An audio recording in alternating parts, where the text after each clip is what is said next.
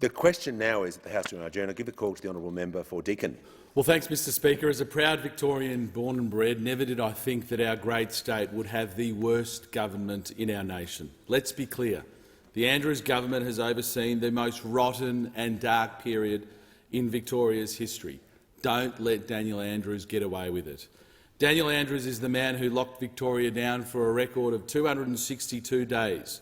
He was responsible for the hotel quarantine catastrophe that directly led to 801 deaths. He unleashed tear gas and rubber bullets onto the streets of Melbourne. He dismisses, belittles and sneers at anyone who doesn't agree with his extreme views. Daniel Andrews has his fingerprints all over the health crisis Victorians are facing. Under Daniel Andrews, getting treatment in a hospital is harder than ever to get. And when you can get treatment, it might be at a tent outside a hospital. Ambulance wait times are blowing out. That's if you can get through to an ambulance via 000. People are dying because they cannot get an ambulance, including a constituent in my electorate in Mitcham who died 3 hours after calling for an ambulance. And more sick Victorians are spending more than 24 hours in emergency departments. The Victorian economy and its weakness of its budget is impacting the cost of living for all Victorians as well. Our debt as Victorians of $167 billion is higher than New South Wales, Queensland and Tasmania combined.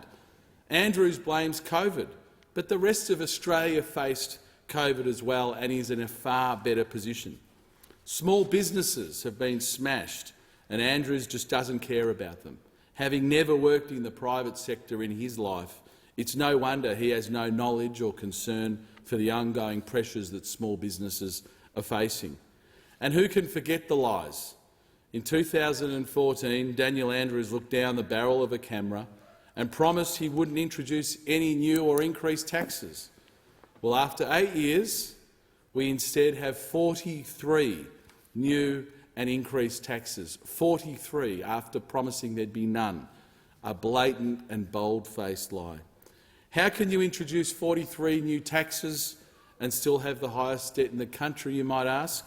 Well, one way is the criminal mismanagement of infrastructure projects, one of the worst being the $4.7 billion blowout on the so-called Westgate Tunnel project, not to mention the dirty deal with the Albanese government to cancel projects throughout the state to funnel into Daniel Andrews' pet project, the Suburban Rail Loop, which has a price tag that's gone from $50 billion originally now to $125 billion, and some are projecting will cost more than $200 billion and not be completed for 25 years. A project described by Macroeconomic Advisory as, I quote, the worst infrastructure project of all time. To fund these blown-out projects, we've consistently seen Labor ripping money out of the eastern suburbs of Melbourne. Thousands of commuters are reminded each and every day when they sit in traffic on the Eastern Freeway, they're reminded that Daniel Andrews wasted $1.3 billion not to build the East-West Link, a project that would be completed years ago at a fraction of the cost that it would cost to build today. We see road upgrades being cancelled throughout the east, including the Wellington Road upgrade, the Dorset Road upgrade, the Napoleon Road upgrade, and not to mention hundreds of millions of dollars ripped out of upgrading dirt roads in the outer east to funnel into Daniel Andrews' pet project of the Suburban Rail Loop. This Saturday, let's make sure Victoria gets a fresh start.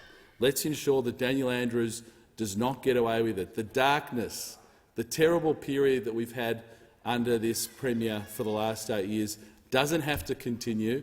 Victoria can reclaim its position as the greatest state in this country, but it will not happen with Daniel Andrews and the way in which he has mismanaged every aspect of our healthcare system, our economy, our major projects, and the way in which he sneers and look-downs on Victorians. So I would say to all Victorians, don't let Daniel Andrews get away with it.